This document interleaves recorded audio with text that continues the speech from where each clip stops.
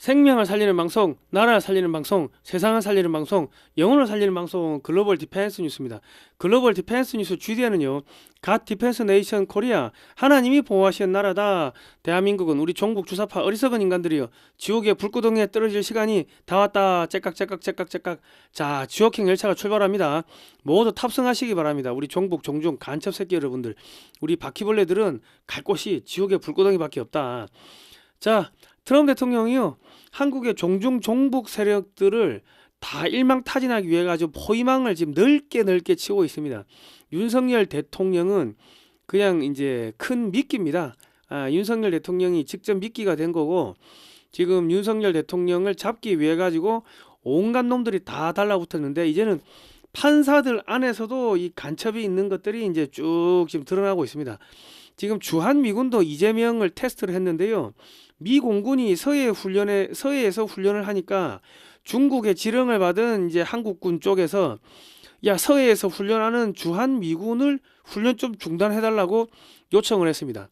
그러니까 지금 중국에서 한국 쪽으로, 야, 훈련 저기 미군이 왜 훈련하니 이런 거 물어봤을 거 아닙니까? 그리고 야, 훈련 중단시키라고, 야, 이 종간된 새끼 하고 그 욕을 하고 저기 하지 않았겠습니까? 그런 거를 이제 다 도감청을 한 겁니다. 그러니까 2월 23일 날 그 미국에서 이제 쿠팡 청문회가 있습니다. 아마 이때 미국의 수정헌법을 1조를 건드렸다 해가지고 아마 이재명하고 민주당에 한테 이제 거의 사형 선고가 떨어질 건데, 그 이제 이렇게 되면 이제 이 정보기관, 이 미군의 주한미군이 이렇게 수집한 정찰기 동원해가 수집한 정보들이 전부 다 트럼프 대통령한테 보고될 거고, 얘들은 중국하고 연결돼 있다. 뭐 이런 이야기가 나오겠죠. 그러니까 마지막으로 모가지 댕강 자르기 전에, 야, 이거 다시 한번 확인해봐. 그랬는데 이게 지금 덫에 걸렸습니다. 자, 그리고 지기현 판사 판결문에 지금 미국이 분노하고 있습니다. 야, 이게 판결문이냐, 이게 소설이냐, 뭐 지금 난리가 났고요. 지금 미국의 시청률 1위 뉴스가 폭스 뉴스입니다. 뭐 CNN 이런 거는 거의 뭐 요리 프로 정도밖에 안 되고요. 폭스뉴스가 전국의 미국 전역의 1위인데, 거기서 윤석열 대통령 재건은 중국 지령이다. 아예 대놓고 못을 박았습니다. 이게 얼마나 무섭냐면요. 2월 23일 날 쿠팡 청문회가 있는데, 그 청문회 내용이 이재명 정권이 중국의 지령을 받고 미국 기업인 쿠팡을 제거하고 그 시장을 47조 되는 그 시장을 새벽 배송 시장을 알리테모한테 넘기려고 했다. 지금 그게 핵심인데, 그러면서 쿠팡 한국 대표한테 폭언하고 막말하고 쌍욕하고 뭐 쿠팡 없애버리겠다고, 영업 정지시킨다고 협박하고 했다 이건데, 지금 윤석열 대통령 제거가 중국 지령이라고 미국의 폭스뉴스에서 때려버렸고, 주한미군이 18일 19일 날 훈련기 띄워가지고 이렇게 훈련하니까는 한국군이, 야, 중국 지령받고 제발 좀 훈련 중단해달라, 지금 뭐 그렇게 했고, 그러니까 이놈들이 중국하고 연결된 간첩 정권이 맞네 하고 최종적으로 확인을 한 겁니다. 자, 지기현 판결문이요, 민주당이 작성한 거 아닌가 하는 의혹이 나오고 있습니다. 민주당이 2024년 이재명이가 그때 징역 2년 받을 때, 야, 이거 찰스 1세가 어쩌고 저쩌고 뭐 그 이야기 했는데, 지기현 판결문에 찰스 1세가 어쩌고 저쩌고 그 내용이 고스란히 들어가 있습니다. 그러니까 지금 AI 판사 도입이 시급하다는 이야기가 나오고 있는 게, 지금 부당한 검찰이 부당하게 증거 수집을 했기 때문에 송영길은 1심에서는 유죄인데 2심에서는 무죄가 나왔습니다. 그러니까 윤석열 대통령은 공수처 수사권이, 내란죄 수사권이 없는 공수처가 수사를 하고 했으면 불법인데, 그럼에도 불구하고 유죄가 나왔습니다. 이거 완전 고무줄 재판이죠. 박근혜 대통령 파면 판결문하고 윤석열 대통령 파면 판결문에 보면요, 토시 하나 안 틀리고 동일한 문구가 쫙 나옵니다. 저희가 이게 찾아보니까 그래 나와요. 한 사람이 쓴 거 아니냐는 이야기가 나오고 있고, 지기현 판사가 작년에는 공수처가 내란죄 수사권이 없다고 했는데 지금은 있다고 했습니다. 그러니까 1년 사이에 확 바뀐 거야. 그리고 문영배가 윤석열 탄핵 심판은 TF 대본대로 한다, 내가 작성한 거 아니다, 그런 이야기를 했는데요. 이번에 지기현 판사가 24번이나 이 법정의 판단입니다. 이 법정의 판단입니다. 그 이야기를 해서 그러니까 지가 썼다는 게 아닌 거지. 왜냐면 내가 이 판결문을 썼는데 이거 이 법정의 그 판단입니다. 뭐 그런 말을 24번이나 하면 그 미친놈이죠. 그러니까 지금 이것도 다 짜여진 각본에 의해 가지고 윤석열 대통령뿐만 아니라 다른 사람들의 그 판결문도 딴 놈들이 써가지고 이렇게 그 짜놓은 그 시나리오에 맞춰가지고 대장은 무기징역 뭐 누구는 뭐 저기 국무총리 23년 뭐 이런 식으로 딱딱딱 그렇게 대본대로 한 게 아닌가 하는 뭐 그런 생각이 듭니다. 그리고 이제 윤석열 대통령 탄핵 당시에 헌법재판소의 공보관이 TF에 중국인이 없다고 밝히는 건 부적절하다 뭐 그런 이야기를 했습니다. 오늘 뭐 이런 이야기를 쭉 해볼 건데요. 극히 우수한 분들을 극우라 하고요. 좌절해서 정신이 파탄난 사람들을 좌파라고 합니다. 자, 들어가겠습니다. 2018년도부터 저희는 반중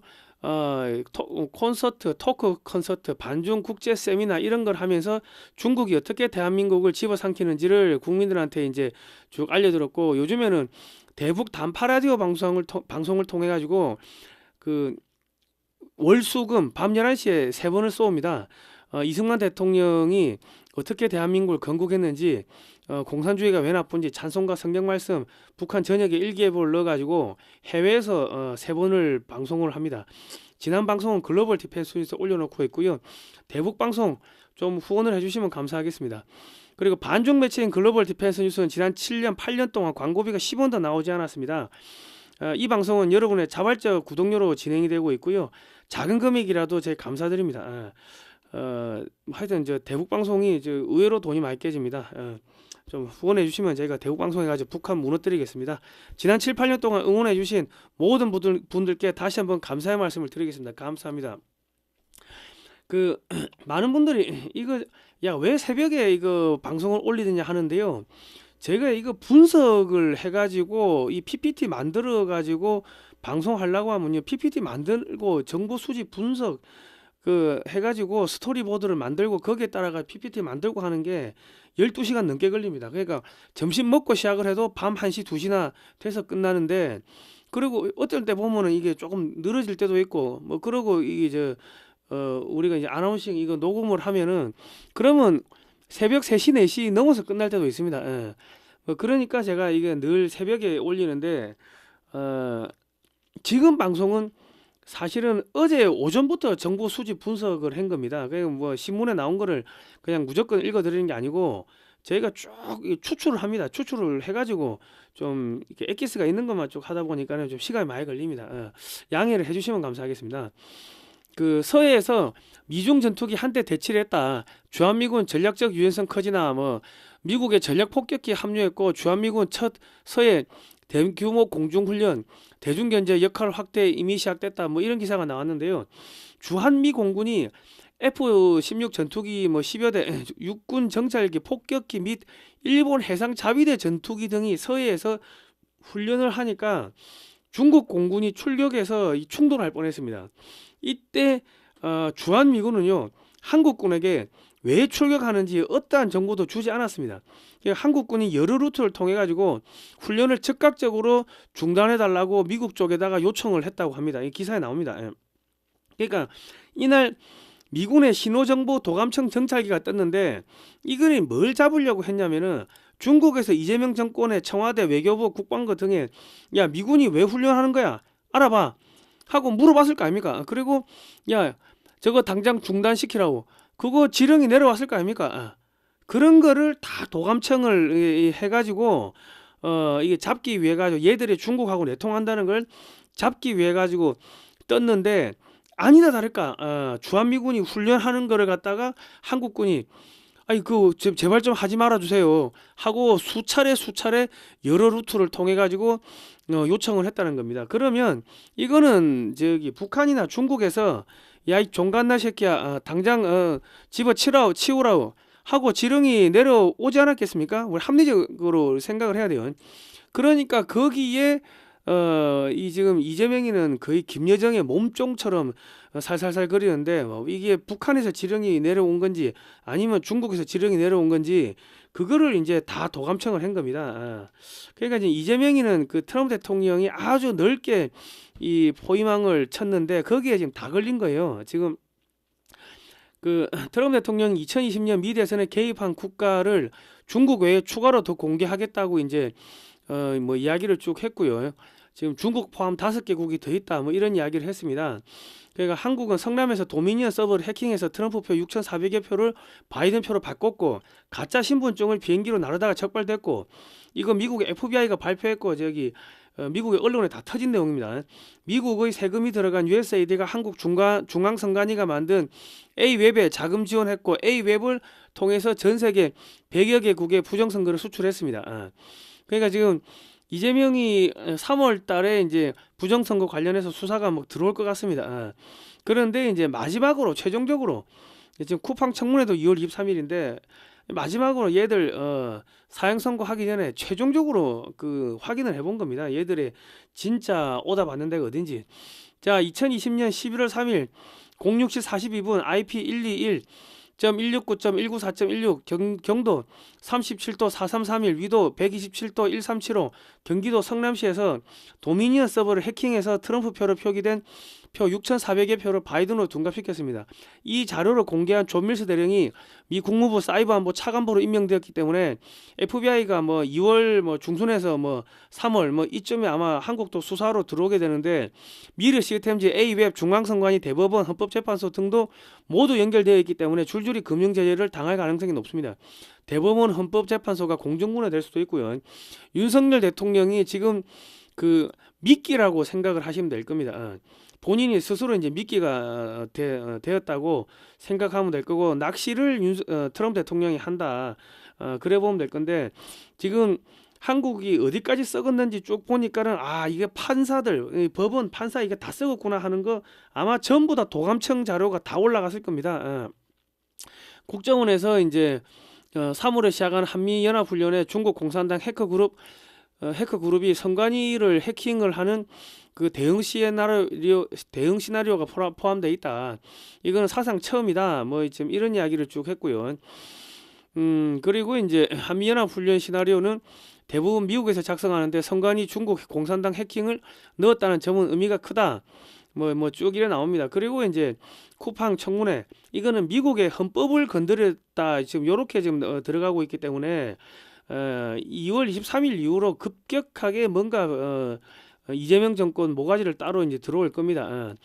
그리고 이제 폭스 뉴스에서 이건 이제 한글로 번역을 한 건데요. 한국의 법원 윤석열 전 대통령 반군 수사 혐의 유죄 판결 이래가지고 여기 기사를 보니까 미국의 시청률 1위가 폭스 뉴스입니다. 그 2월 19일 윤석열 대통령이 무기징역 판결을 비중 있게 다루었는데 이 폭스 뉴스는 전문가의 의견을 빌어가지고 한국의 대통령 축출은 중국의 지역 영향력 확대 전략의 일환이라고 분석을 했습니다. 이게 지금 미국 전역에 다 나갔어요. 대통령실 백악관 뭐 CIA, FBI, 미국의 하원 의원 뭐 공화당, 민주당 하원, 상원 싸그리 다 봤죠. 다 봤는데 쿠팡 청문회에서 이재명이가 중국에다가 이 미국 기업 쿠팡 죽여가지고 그 시장 중국에 넘기려고 했다. 이런 게 쫙 터질 거 아닙니까? 미국의 헌법을 건드렸다 터질 거고. 그리고 지금 주한미군이 이번에 서해에서 훈련해 보니까 이놈들이 중국에서 지령받고 북한에서 지령받고 도감청 자료 다 나올 거고 그런 게 이제 미 의회에 다 올라가겠죠. 그리고 이제 부정선거 수사 들어올 거고 이제 뭐 착착착착 들어올 겁니다. 자, 트럼프 대통령의 입이자 눈이자 귀 역할을 하는 고든창 변호사가 한국 민주주의는 종말했다고 이렇게 글을 썼습니다. 이게 출처는 자유일보 TV 자유일보니까요. 나중에 가서 한번 보시면 되고요. 여기 제가 요점만 말씀해 드릴게요. 판결 과정에서 법원은 분석 과정에서 대만법을 참고했는데 한국 헌법 체계에 명시적으로 부여한 핵심적인 헌법적 권한을 해석하기 위해서 외국 법률 사례를 인용한 것은 논란의 여지가 있다. 아니 한국 대통령이 여기서 탄핵을 했냐 마냐 그러면 한국 법을 가지고서 이렇게 이 분석을 하고 해야 되는데 왜 판결을 하면서 대만법을 참고했냐? 그러니까 이 말이 안 된다 이거지. 야, 그렇게 너희들이 그렇게 외국법을 이렇게 그 참고를 할 것 같으면은 한국하고 미국이 오랜 동맹이고 한국의 헌법이 미국 헌법하고 비슷한데 밀접하게 연결되어 있는데 그러면 오랜 조약 동맹국의 법적 전통을 왜 언급하지 않았냐? 아니 미국 법 갖다 보면 되지 왜 대만법을 봤어? 이상하네. 지금 이렇게 이야기를 한 겁니다. 동시에 법원은 이번 폭동 사건에 대해서 공수처의 수사 권한을 인정했는데 이것은 아직 법적 논쟁이 계속되고 있는데도 불구하고 이렇게 이루어졌다. 그러니까 엉망이라는 거죠.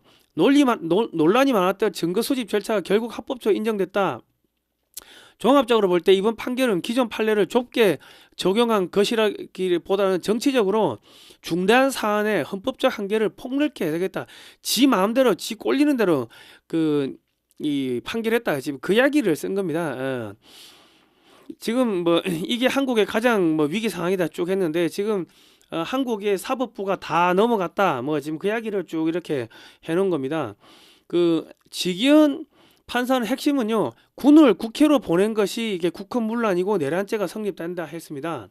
그런데 그 지기현 판사는 비상계엄은 무죄이지만 군대를 국회로 보낸 것은 국헌문란 내란죄다 이렇게 선고했는데 2025년 7월 15일에 되어서야지 계엄법이 개정되면서 국회 통제 금지 조항이 법안에 포함되어 있었습니다.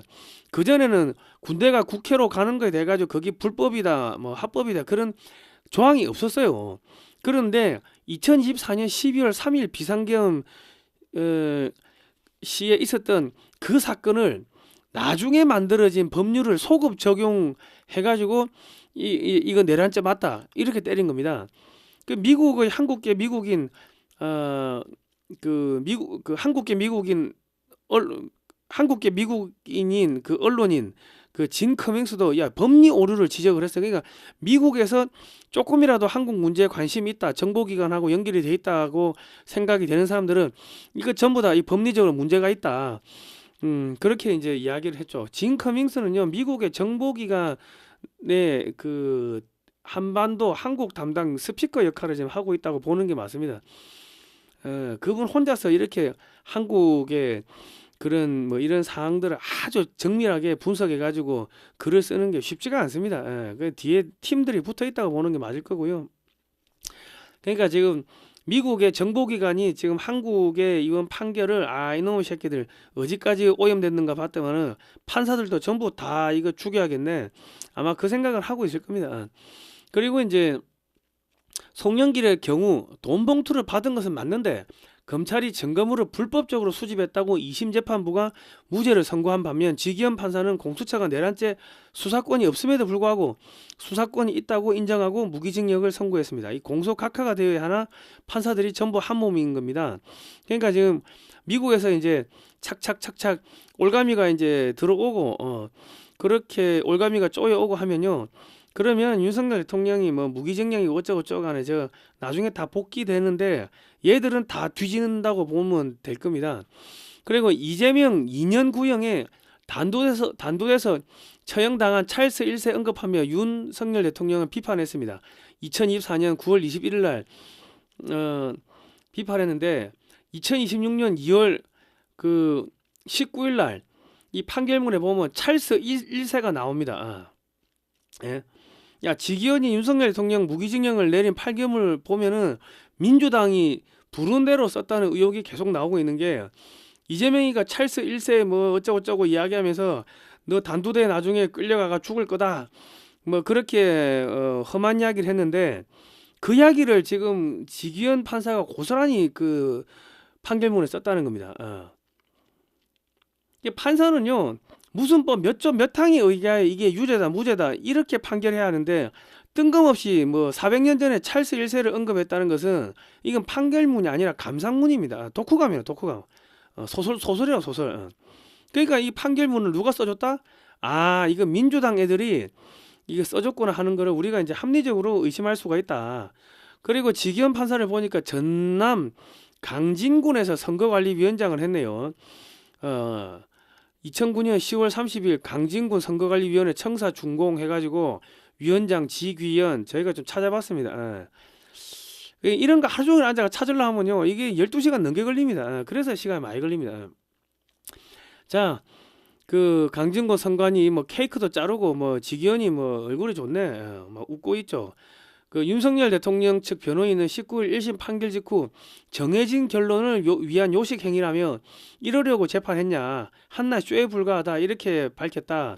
변호인단은 입장문에서 사법부의 판단을 존중한다는 최소한의 말조차 꺼낼 수 없는 참담한 심정이다. 거짓과 선동으로 얼룩진 광란의 시대에서도 결코 꺾일 수 없는 정의가 세워지길 기대했지만 우리 사법부 역시 선동된 여론에 이렇게 오임이 됐다. 그렇게 이야기를 했습니다. 지기현 판사가 박지원 등 전원 무죄를 선고했습니다.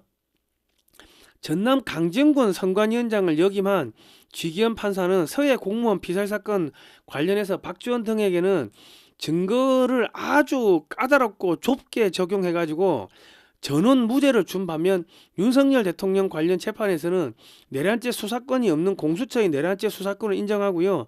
불법적인 방법으로 수집된 증거자료를 모두 인정했으며 법전에도 없는 400년 전 찰스 1세를 판결문에 넣는 등, 그리고 뭐 영화인지 드라마인지 그런 내용도 집어넣고 이 판결문이 아니라 감사문을 써가지고 국제적인 비난을 지금 받고 있습니다.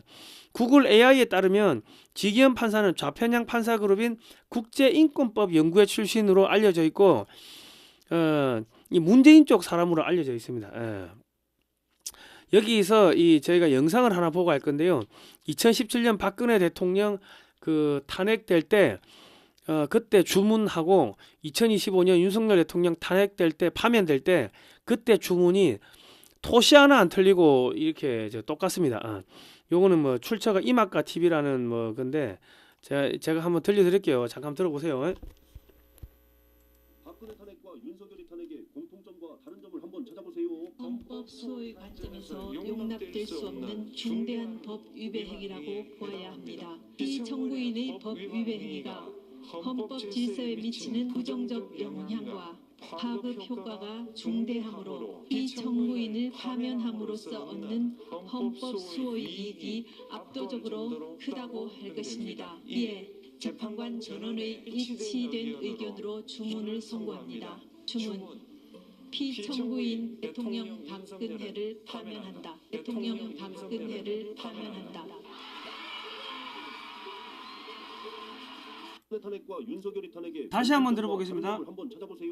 헌법 수호의 관점에서 용납될 수 없는 중대한 법 위배 행위라고 보아야 합니다. 이 청구인의 법 위배 행위가 헌법 질서에 미치는 부정적 영향과 파급 효과가 중대하므로 이 청구인을 파면함으로써 얻는 헌법 수호의 이익이 압도적으로 크다고 할 것입니다. 이에 재판관 전원의 일치된 의견으로 주문을 선고합니다. 주문. 피청구인 대통령 박근혜를 파면한다. 대통령 박근혜를 파면한다. 자, 보셨죠? 그래서 내가 이거를 찾아봤습니다. 이 전문을 다 찾아보니까 이거 다 읽어본다고 힘들었습니다. 전문 엄청 길어요. 저기 왼쪽에 보시는 게 박근혜 대통령 파면 선고문이고요. 오른쪽에 보시는 게 윤석열 대통령 파면 선고문입니다. 여기 보시면은 결국 지금 똑같아요. 결국 피청구인의 위헌 위법 행위는 국민의 신임을 배반한 것으로 헌법 소의 관점에서 용납될 수 없는 중대한 법 위배 행위라고 보아야 합니다. 자, 여기 보시면 오른쪽에 결국 피청구인의 위헌 위법 행위는 국민의 신임을 배반한 것으로 헌법 소의 관점에서 용납될 수 없는 중대한 법 행위에 해당합니다. 똑같죠? 동일하죠? 그리고 피청구인의 법 위배 행위가 헌법 질서에 미치는 부정적 영향과 파급 효과가 중대하므로 피청구인을 파면함으로써 얻는 헌법 소의 이익이 압도적으로 크다고 할 것입니다. 요거는 박근혜 대통령 파면 선고문이고, 자, 이제 윤석열 대통령 파면 선고문 다시 한번 볼게요. 피청구인의 법 위반 행위가 헌법 질서에 미친 부정적 영향과 파급 효과가 중대하므로 피청구인을 파면함으로써 얻는 헌법 수호의 이익이 대통령 파면에 따르는 국가적 손실을 압도할 정도로 크다고 인정됩니다. 자, 그 다음에는 이제 박근혜 대통령 파면 선고문. 이에 재판관 전원 일치된 의견으로 주문을 선고합니다. 주문 피청구인 대통령 박근혜를 파면한다. 자, 오른쪽에 윤석열 대통령 파면 선고문. 이에 재판관 전원 일치된 의견으로 주문을 선고합니다. 주문 피청구인 대통령 윤석열을 파면한다. 동일하죠. 전혀 다른 두 명의 대통령이 서로 다른 사건으로 탄핵 심판을 받는데 탄핵을 인용하는 문구는 동일합니다. 이게 법률적으로 가능한 일인지는 제가 모르겠어요. 제가 뭐 사법 전문가가 법률 전문가가 아니니까. 그런데 같은 사람이 판결문을 쓰면서 실수로 자신의 문장을 지문으로 남긴 게 아닌지 확인해 봐야 되는 거예요. 그러니까 이게 무슨 이야기냐면 통상적으로 글 쓰는 사람들은요, 자기가 잘 쓰는 문장이나 표현 등을 늘 상습적으로 상투적으로 쓰는 게 있어요. 그러니까 그거를 집어넣은 게 아닌가 하는 생각이 드는 거예요. 왜냐면 내용이 틀리고 대통령도 틀리고 이 기간도 틀리잖아요. 그런데 어떻게 이 파면 주문이 똑같을 수가 있습니까? 대통령이 틀리고 사건이 틀리고 날짜가 지금 몇 년 차이가 나는데, 그러니까 이건 한 사람이 썼다고 보는 게 그게 맞을 겁니다. 자, 그 지기현 판사는요, 판결문을 낭독하면서 이 법원의 판단입니다. 이 법원의 판단입니다. 이런 이야기를 많이 24차례나 넣었습니다. 지기현 판사는 저희가 AI로 뒤져보니까 우리법 연구회가 아니고 국제형사법, 아까 뭐예요? 국제인권법 연구회 출신으로 지금 알려져 있습니다. 좌편향 판사 그룹인 거는 똑같죠. 그런데 내가 주심으로 판단을 하는데 이 법원의 판단입니다. 이를 24차례 넣었다는 것은 한글의 문장 문법 체계를 전혀 이해하지 못하는 자가 판결문을 썼다는 게 되고요. 지기현 판사가 이 판결문을 썼다는 것을 강조하기 위해서 24차례나 넣은 게 아닌가 하는 생각이 듭니다. 왜냐면요, 아니 아무리 한국에서 이게 돌대가리고 중학교 고등학교도 안 나온 애가 야, 네 생각은 어때? 이야기할 때 뭐랍니까? 아니 뭐 내 생각에는 뭐 이래 이렇게 이래 하고 쭉 이야기하죠. 그럼 처음에 내가 내 생각에는 이렇습니다 하고 이야기하면 그 뒤에 나오는 거는 전부 다 자기 생각이잖아요. 그죠? 내 생각에는 이렇고요. 내 생각엔 이렇고요. 내 생각엔 이렇고요. 내 생각엔 이렇고요. 24번을 내 생각엔 이렇고요. 이거 한국에서 이거 초등학교 나온 애들도 이렇게 하지 않습니다. 그러니까 한국의 문법 체계를 전혀 모르는 놈이 이 판결문을 썼다고 우리는 합리적 의심할 수가 있는 겁니다. 여러 재판부의 판결문은 누군가가 지금 컨트롤 타워에서 미리 짜놓은 시나리오에 맞춰가지고 써가지고 각 재판부에 나눠준 게 아닌가 하는 그런 생각이 드는 대목입니다. 자, 이게 내가 왜 이거를 지금 이건 그 지기현 판사가 쓴 게 아니라는 생각이 드냐면은, 아까 찰스 1세 이야기, 그거 찰스 1세 민주당에서 이재명 쪽에서 찰스 1세가 어쩌고 저쩌고 그 이야기를 했는데, 그 이야기를 어떻게 알고 그 누구야 이 지기현 판사가 찰스 1세 이야기를 갖다가 그 헌법 저 판결문에 집어넣겠습니까? 이거는 이거 민주당 쪽 혹은 뭐 딴 놈이 누군가가 써줬다는 이야기네. 왜냐면 여러분 판검사들요 깡통입니다. 신문 이런 거 안 봐. 신문 같은 거 안 본다고. 그러니까는 2년 전에 이재명하고 그쪽 민주당 애들이 무슨 이야기 했는지를 알 수가 없다고. 판검사들이 매일매일 뭐 조중동 딱 요 정도만 보지 크게 모른다고. 그냥 깡통이라고. 근데 2년 전에 이 찰스 1세가 어쩌고 하면서 윤석열 대통령 야 너 저 단두대에 올라갈 거다 그 이야기 한 거를 지금 이번 판결문에 썼다는 건 지기현이가 안 썼을 가능성이 높다고 생각하는 첫 번째 이유고, 그리고 이 법원의 판단입니다. 이거를 24차례 넣었다는 거는 이 지가 안 썼을 가능성이 높다는 거죠. 그리고 공수처 내란 수사권 1년 전에는 이거 지기현 판사가 인정을 안 했습니다. 근데 이번에는 인정했다고. 지금 요 기사 보이죠? 요 기사 한겨레 기사입니다. 한겨레 기사. 한겨레에서 야 이상한데 공수처 내란 수사권 1년 전에는 지기현이가 인정 안 된다고 했는데 그 왜 갑자기 뒤집었어? 이상한데 하고 기사를 쓴 거예요. 그러니까 뭐다?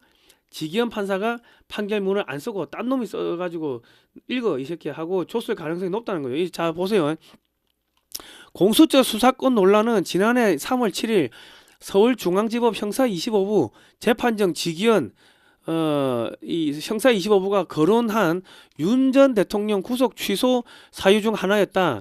당시 재판부는 공수처가 직권남용 수사 과정에서 내란죄를 인지했다고 볼 만한 증거나 자료가 없으며 공수처나 검찰이 법률상 근거 없이 형사소송법이 정한 구속기간을 서로 협의해서 나누어 사용했고 그 과정에서 피고인의 신병을 이전하면서 신병 인치 절차를 거치지 않았다는 윤 대통령의 쪽 주장에 주목했다. 그러면서 이제 막 공소가 제기되어 형사재판 절차가 진행되는 사건에 있어서 절차의 명확성을 기하고 수사 과정의 적법성에 관한 의문의 여지를 해소하는 것이 바람직하므로 구속 취소 결정을 함이 상당하다고 했다. 이게 뭐야? 수사 과정의 적법성. 야, 공수처가 이게 수사권 있어? 야, 그래서 이거 저기 일단 구속 안 하는 거야. 구속 허가 안 해. 그랬어요. 그런데 지금 1년 만에 구속을 했다고. 그러니까 작년에 자기가 했던 그 구속 취소 그 판결문하고 지금하고 완전히 틀리는 거죠. 그러면 중간에 누군가 압력을 넣었더니 돈을 매겼든지 아니면은 딴 놈이 써줬든지 우리가 합리적 의심을 해봐야 되는 겁니다. 자, 이진관 판사는요. 특검이 한덕수 전 총리한테 구형한 형량 15년보다 8년이 많은 23년을 구형했습니다. 통상적으로 검사가 구형한 형량보다 동일하게 구형하거나 낮게 선고하는 것을 감안한다면은 윤석열은 뭐 우두머리니까 사형, 국무총리 23년, 야 직책별로 형량이 재판 이전에 이미 미리 맞추어진 것은 아닌지 우리가 합리적으로 의심을 해볼 필요가 있다. 자, 이거는 2025년 2월 27일자 기사인데요. 현재 TF 대본대로 재판한다. 문영배가 지금 뭐라고 했습니까? 대통령 저기 좌파 성향 법관 모임인 우리법 연구회 출신 인사들로 편파 심리 비판을 받아온 헌재가 사실상 그림자 재판관 의혹을 자초에 TF 소속 재판관들의 성향에 대한 의구심이 커지는 모양이다. 이렇게 돼 있고요. 법조계와 정치권에서는 헌재가 깜깜이로 구성한 TF가 윤 대통령 탄핵 심판 일정과 절차를 실질적으로 결정했다면 사법 정의의 근간을 뒤흔든 것이라는 지적과 함께 재판관 배후에서 재판 일정을 기획 조율하는 조직이 존재한다는 사실이 밝혀지자 사실상 재판관이 TF의 꼭두각시라는 점을 시인했다며 강도 높은 비판을 쏟아내고 있다. 이게 왜 이런 문제가 터지냐면 문영배가 야 이거 일정 짜고 하는 거 내가 하는 거 아니야. 대본대로 하는 거야. 대본 내가 쓴 거 아니야. 그렇게 이야기를 자기도 모르게 툭 실수를 해버린 거. 그래가지고 이 기사가 나온 거예요. 자, 17일 법조계 문영배의 대본 준 탄핵 TF는 누구인가? 17일 법조계에 따른 헌법재판소는 이날 정례 브리핑에서 문 대행이 언급한 TF 대본 관련 재판부에서 합의한 내용을 연구부에 지시하며 그것을 토대로 절차와 관련된 초안을 만든다. 내용은 재판부 합의를 통해 언제든 변경이 가능하다고 밝혔다. 이어 대통령 탄핵 심판이 접수된 초기에 헌법연구관으로 구성된 TF가 꾸려져 사건 심리에 대한 심의를 한다고 말한 적이 있다고 덧붙였다. 현재 TF는 문 대행이 재판 도중 언급해 도마 위에 올랐다. 문 대행은 지난 13일 윤석열 대통령 탄핵 심판 중 왼손으로 서류 뭉치를 꺼내들며 탄핵 심판 진행 대본은 제가 작성한 것이 아니라 TF에서 만든 것입니다. 이렇게 이야기를 한 거예요. 그러니까 지금 판결문도 누군가 써줬을 가능성이 지금 매우 높다고 볼 수가 있는 거죠. 윤석열 대통령 파면 판결문 그리고 저기 뭐야 저 박근혜 대통령 파면 판결문도 딴 놈들이 문영배가 지가 쓴 게 아니고 정경미가 지가 쓴 게 아니고 딴 놈들이 써줬을 가능성이 매우 높은데 그거를 한 놈이 썼을 가능성이 높다는 거죠. 그러면 이번에 윤석열 대통령 그 무기징역 이것도 딴 놈이 지기현 판사가 쓴 게 아니고 딴 놈이 썼을 가능성도 배제할 수 없다는 겁니다. 우리 합리적으로 의심을 해야 된다는 거예요. F1투데이 기사인데 그래서 헌법재판소에 중국인이 있습니까 없습니까 물어보니까 헌법재판소의 채용 규정에 외국인 제한이 없다고 합니다. 헌법재판소는 헌법연구관을 비롯한 인력 채용, 임용하면서 국적에 대한 규제를 두지 않고 있다는 것이 밝혀졌다. 천재영 공보관은 지난달 21일 한 언론과의 통화에서 현재 TF에 중국인이 없다고 밝히는 건 적절하지 않다. 그러니까 지금 내가 없다고는 말 못하겠어요. 그 이야기예요. 현재 TF에 윤석열 대통령 그 탄핵하는 그 파면하는 그 헌재 TF에 중국인이 없다고 내가 말 못하겠어. 지금 그 이야기입니다. 없다고 밝히는 것은 적절하지 않다. 헌법연구관 명단을 공개하는 것은 법률상 공개가 금지되어 있다고 밝혔다. 근데 이거 다 거짓말인 게 그 홈페이지에 있었어. 홈페이지에 있었는데 중국인 아니냐고 계속 애들이 시비를 거니까는 그거를 다 공개를 삭제를 해버린 거예요. 안 보이게. 헌법재판소 채용 규정에 외국인 제한 규정이 없다는 취지로 발언했다. 또한 헌법재판관은 외국인이 가능한 직렬이 아니다라는 취지로 말했다. 헌법재판관은 외국인이 하면 안 되는데 헌법재판소 채용 규정에 외국인 제한 규정이 없다는 거예요. 그러면 그 헌법재판 연구관 등은 중국인을 채용할 수가 있다는 이야기가 되는 겁니다. 자, 이 말은 곧 헌재 TF에 중국인이 있을 수 있으며 이중 국적자 역시 있을 수 있다는 의심을 더욱 부채질한다. 헌재 TF에 중국인이 없다고 확실히 답변을 하지 못했기 때문이다. 헌법재판관 직책이 외국인이 들어올 수 없는 직렬이라면 이중 국적자는 들어올 수 있단 말인가? 지금 이제 이 골 때리는 상황이 오는 겁니다. 자, 그 김참 헌법연구관 1979년생, 오헌 헌법연구관 1976년생, 성왕 헌법연구관 이게 1979년생. 그러니까 지금 천지영 공보관이 헌법연구관 명단을 공개하는 건 법률상 공개가 금지되어 있다고 했는데 그것도 거짓말이었어요. 이거 홈페이지에 있는 걸 다 따온 거예요. 2024년 2월 29일자 옛날에 다 따온 겁니다. 그러니까 지금 우리나라는 세 글자 성을 쓰는데 이름을 쓰는데 두 글자 이름도 흔하지 않아요. 보기 어려운데 김참, 오헌, 성왕 두 글자가 이렇게 많아? 그런데 전부 다 이거 왠지 이거 중국 냄새가 나. 중국 성왕 이거는 완전히 중국 이름이잖아요. 성왕 이거는 오헌, 김참 이건 뭔가 이상해. 그래서 애들이 막 이렇게 또 선임 헌법연구관 이진인데 얘는 중국에서 출생한 거 아니냐 해가지고 난리가 났는데 뭐 헌재에서는 아예 중국 출생 아니고 서울에서 출생했다고 그렇게 이야기는 했어요.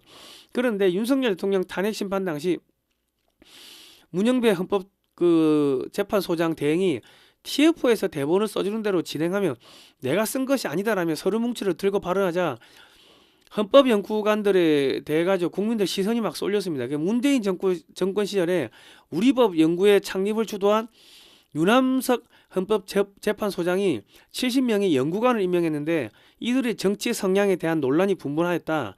또 두 글자 이름 및 중국인 이름과 유사한 이름이 이상하게 많이 보이자 헌법연구관에 중국인들이 채용된 것은 아닌지 하는 의혹이 일었다.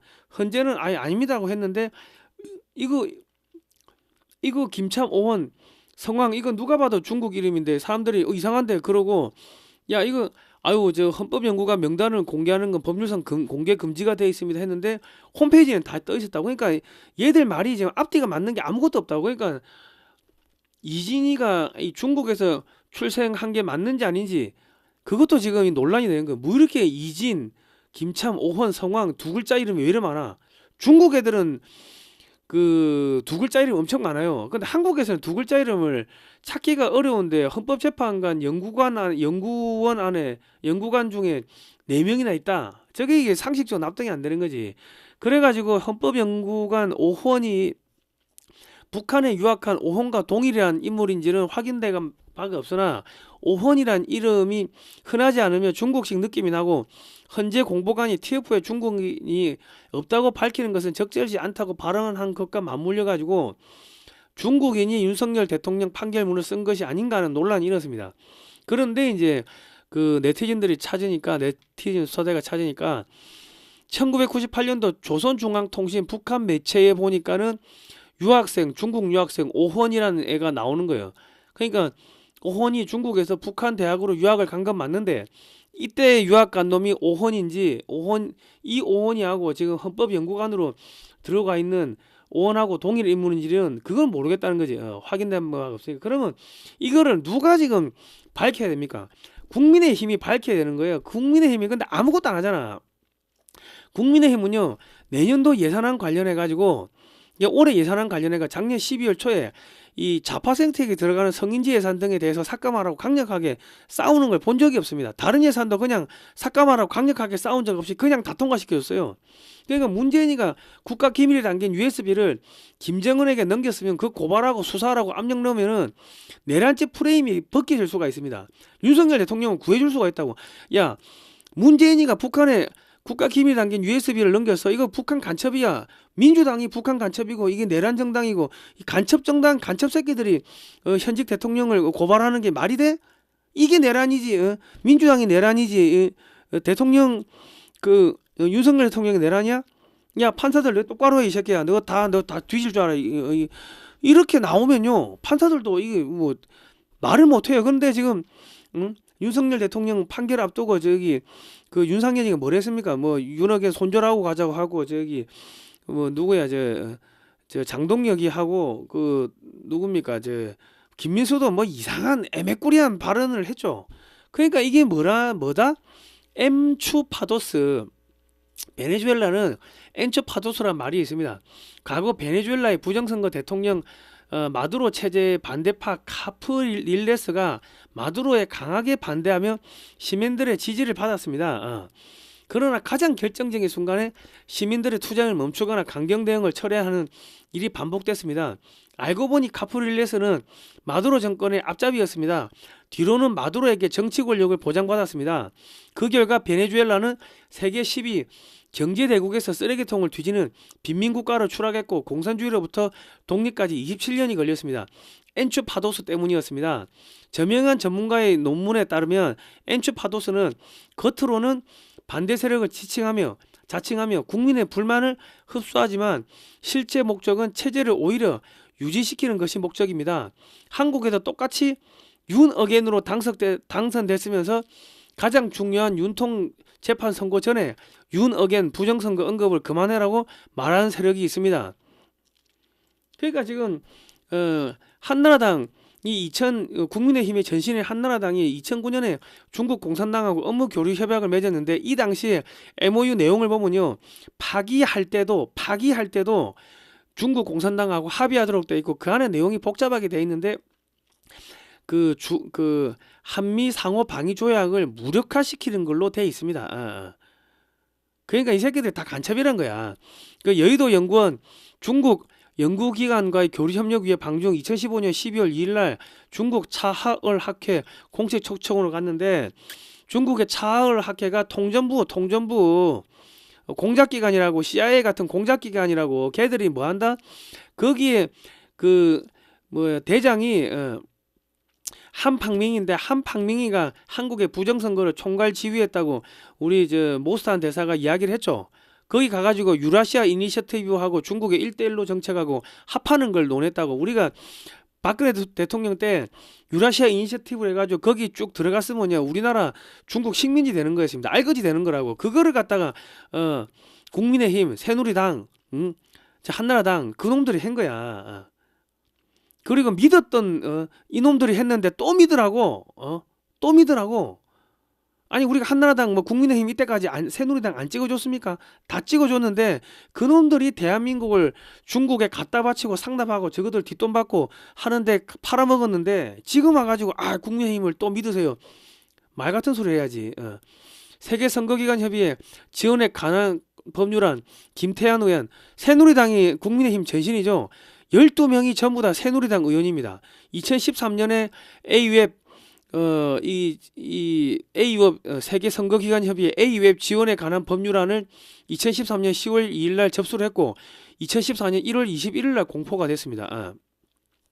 자, A웹 고문단 조창 간담회를 했는데요. 최경환 경제부총리, 김무성 국회의원, 박지원 국회의원, 유인태 국회의원, 권태선 허핑턴 포스트 코리아 CEO, 이 한겨레 신문이죠. 김민배 TV조선 보도본부장, 김영희 중앙일보 국제전문대기자, 이계성 한국일보 편집국장, 이대근 경향신문 논설위원, 최영원 동아일보 논설위원, AEF 사무총장 사무국장. 그러니까 여야 조중동 한겨레 할 것 없이 지금 부정선거에 전부 다 연루돼 있다고 보시면은 그게 맞을 겁니다.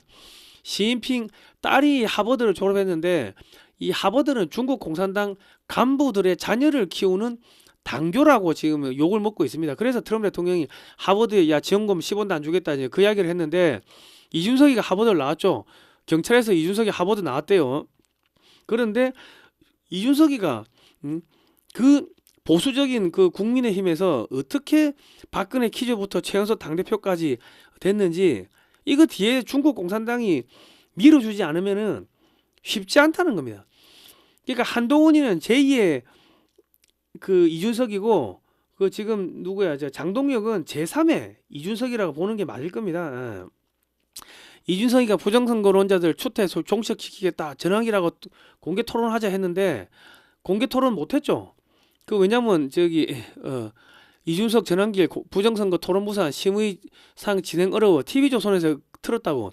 왜냐하면 TV조선이 A웹의 고문사거든. 그래서 야 이거 부정선거 토론하면 임마 안 돼. 그래가 틀어버린 겁니다. A웹 이야기 나오면 야 우리 할 말 없어 큰일 나 하지마 임마. 그래야 되는 거 우리 합리적 의심해야 되는 거예요.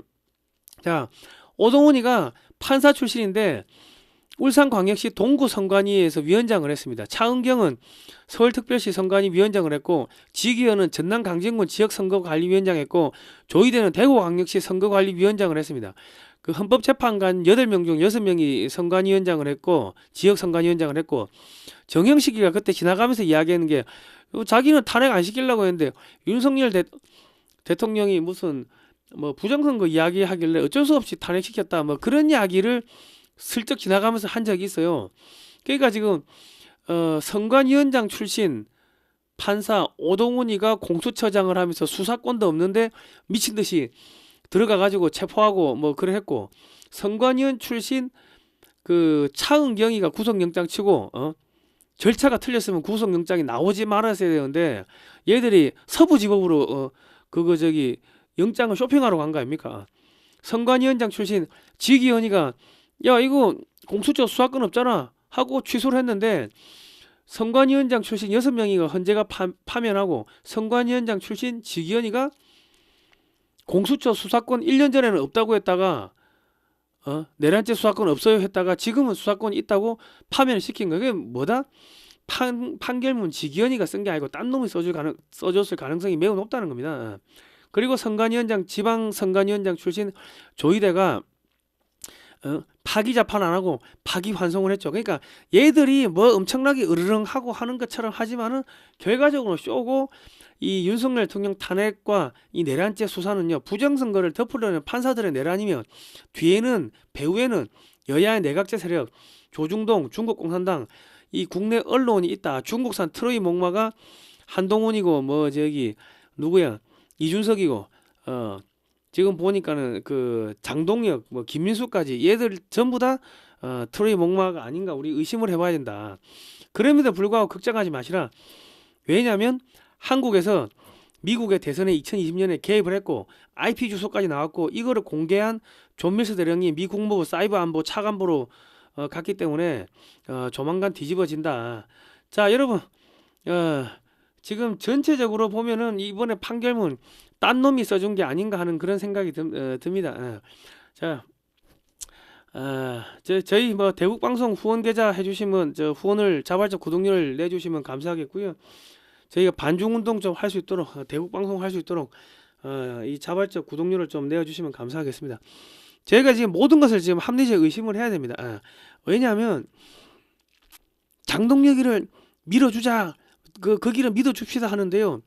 우리가 자유한국당 안 믿었습니까? 새누리당 안 믿었나? 한나라당 안 믿었나? 그런데 그 사람들이 지금 우리 이때까지 지금 2009년부터 우리 국민들 눈가기를 속이고 부정선거하고 사기치고 그런 거 아닙니까? 그런데 장동혁이를 또 믿어? 응? 한 번 믿었으면 됐지 2번 또 믿고 3번 믿고 하면 우리는 멍멍이보다 못한 게 되는데 그 말이 됩니까? 그러니까 지금 문재인이가 북한 간첩이라고 지금 뭐 다 지금 드러나고 있는데 전직 대통령이 간첩이었는데 그러면 장동혁은 간첩일까요 아닐까요? 그러니까 전부 다 가면을 쓰고 연기하는 연극 배우들을 국민의힘에도 여러 명 심어놓고 밖에도 심어놓고 여기도 심어놓고 지금 다 그렇게 심어놓는 거예요. 그래서 내가 지금 조금 위험한 게 자유한국당의 대표로 황교안 대표가 했잖아요. 그 중국 공산당 이 승인 안 하고 그 김무성이가 승인 안 하면 거기서 자유한국당 대표할 수 있습니까?